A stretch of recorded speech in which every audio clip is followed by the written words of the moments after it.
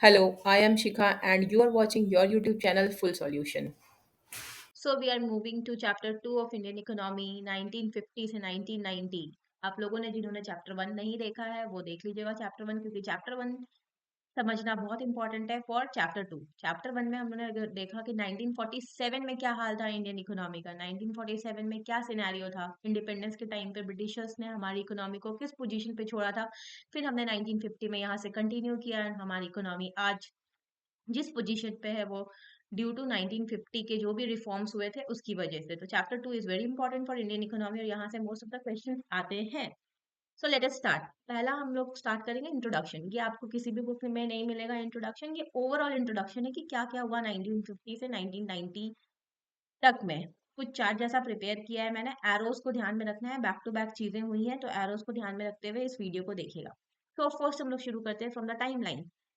1951 planning commission is met. अगर हम लोग बात करते हैं इंडियन इकोनॉमी का, तो इंडियन इकोनॉमी में कैसे डेवलपमेंट हुआ है। 1951 प्लानिंग कमीशन वाज मेट, जो आज नीति आयोग कहलाता है, जिसको 2015 में प्राइम मिनिस्टर मोदी ने इनॉग्रेट किया था कि प्लानिंग कमीशन को अब ट्रांसफॉर्म करते हैं 2015 में और नीति आयोग बना देते हैं। तो 1951 में क्योंकि रशियन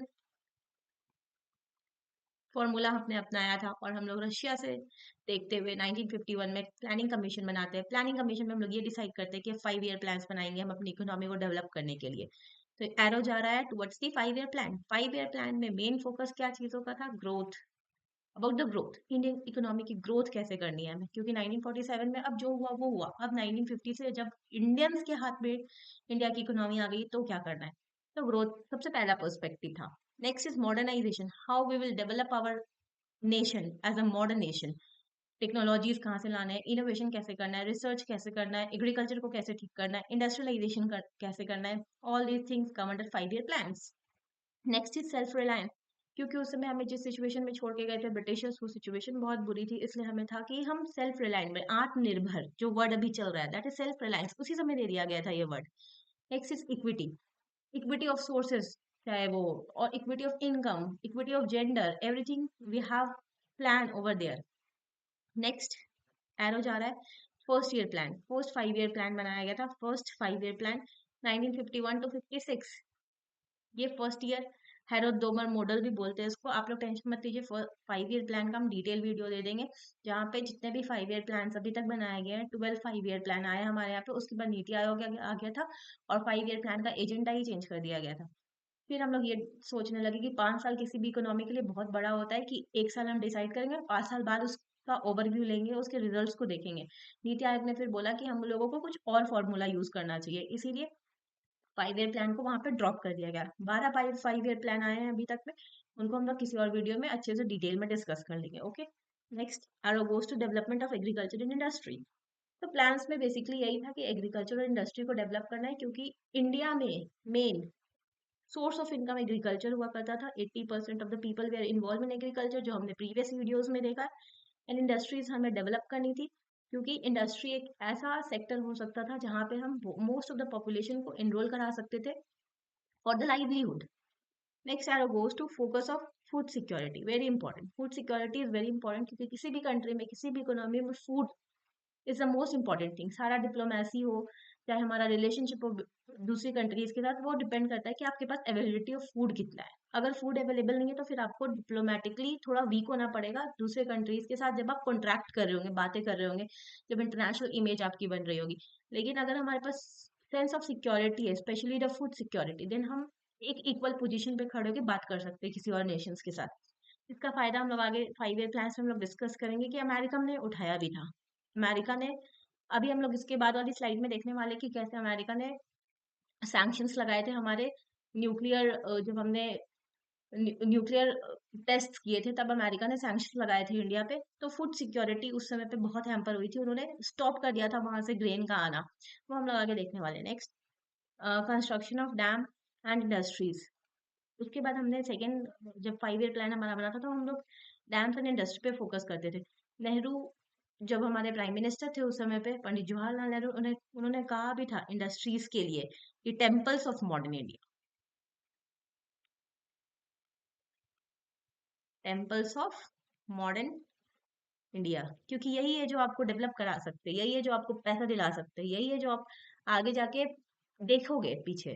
नेक्स्ट स्लाइड में मूव करते, नेक्स्ट यहाँ पे देखिए, लाल बहादुर शास्त्री जी ने एक नारा दिया था, जय जवान जय किसान। ये बहुत ज्यादा उस समय पे इम्पोर्टेंट नारा था, ये सिर्फ एक स्लोगन नहीं था, it was a meaning eight that time. जय किसान फॉर द एग्रीकल्चर प्रोडक्ट्स, क्योंकि उस समय पे फूड ग्रेन की बहुत जरूरत थी, एंड जय जवान क्योंकि वॉर्स हो रहे थे बैक टू बैक। अभी हम लोग देखने वाले शॉर्ट में 1962 India China war, first Sino Indian war हुआ था 1962 में। जब हम जस्ट इंडिपेंडेंट हुए थे 1947 में, उसके विद इन हमारे 15 ईयर्स में पहला वॉर।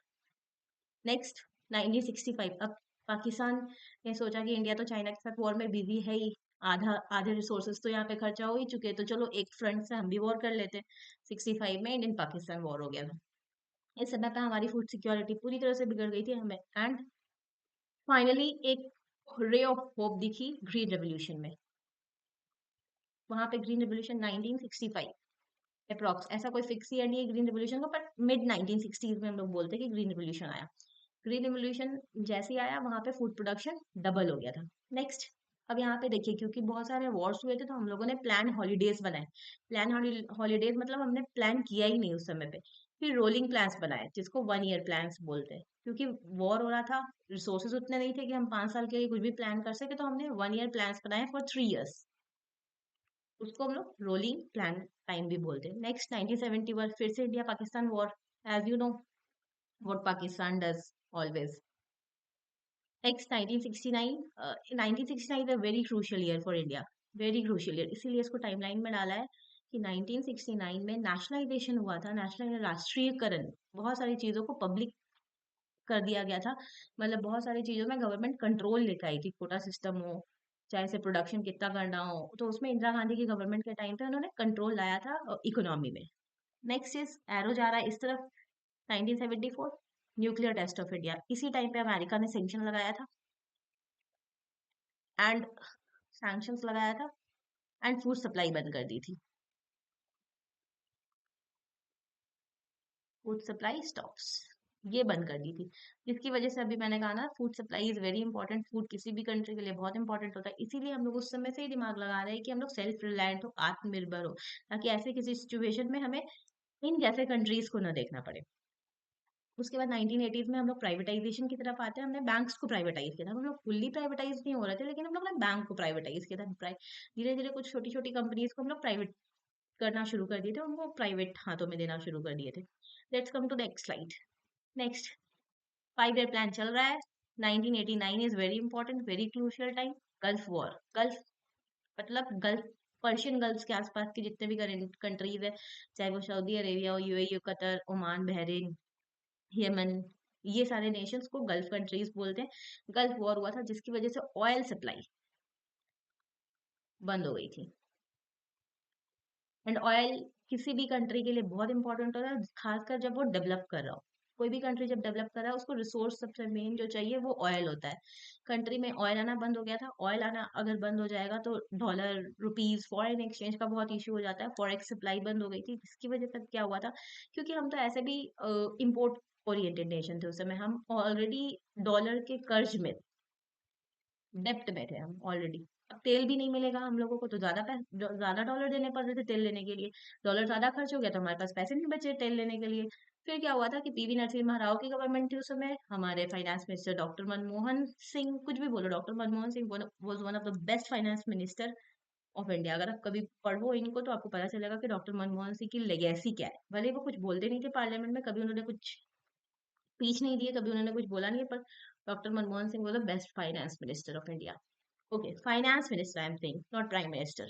मनमोहन सिंह डॉक्टर वो प्राइम मिनिस्टर भी बने थे 2004 वाले इलेक्शन में, पर वो बेस्ट फाइनेंस मिनिस्टर थे। तो इन दोनों के डुओ ने डिसाइड किया कि चलो इकोनॉमी को ओपन अप करो, एलपीजी लेके आओ, रिफॉर्म लेके आओ, and new economic policy I finally हमारी 1991 में, जिसका असर आज जिस पोजीशन पे इंडिया है कि 2047 में वो एज एक डेवलप्ड नेशन होने का होने का थॉट रखता है, वो due to this step at that time. Although China हमसे 10 साल पहले ही न्यू इकोनॉमिक पॉलिसी अडॉप्ट कर चुका था, वो पूरे वर्ल्ड में ओपन हो गया था 1981 के आसपास ही, तो उसको इसका फायदा भी आज देखने को मिलता है। हम लोग थोड़े लेट हो गए, बट कोई बात नहीं। 2047 में we will be as a developed nation. ये हमारा प्लान है। ओके।